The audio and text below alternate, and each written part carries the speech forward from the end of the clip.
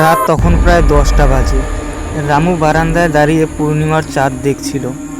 রামু কিছুদিন হয়েছে নতুন ছুটি কাটাতে গ্রামের বাড়ি এসেছে। এখানকার কিছু সে জানে না। বারান্দায় কিছুক্ষণ সময় কাটানো শেষ হলে রামু নিজের ঘরে যায়। ও নিজের বিছানার উপর বসে বসে জানালা দিয়ে বাইরের সব দৃশ্য দেখতে থাকে।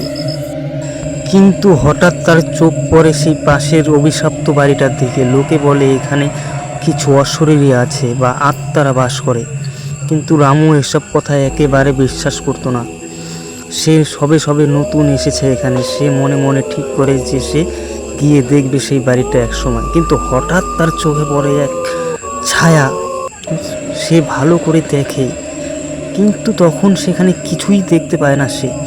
সে তখনই ছটপট করে উঠে জঙ্গল দিয়ে সেই বাড়িটার দিকে রওনা দেয়। সেই বাড়িটার সামনে এসে যখন সে ঢুকবে তখন তার দেখা হয় এক ভদ্রলোকের সাথে। ভদ্রলোক বলে ওঠে, আরে আপনি কি এত রাত্রে আপনি এখানে কি করছেন? এই বাড়িটা ভালো না, এখান থেকে চলে যান। আরে মশাই, আমি পাশের বাড়িতে থাকি। অদ্ভুত একটা ছায়া দেখতে পেলাম, তাই এলাম। ছায়া? কোন ছায়া? এ বাড়িতে কোনো ছায়া নেই। নিজের ভালো চান যদি তাহলে এখান থেকে চলে যান। ধুর মশাই, আমি তো আজকে দেখেই ছাড়বো ওই বাড়িতে কিসের ছায়া আছে।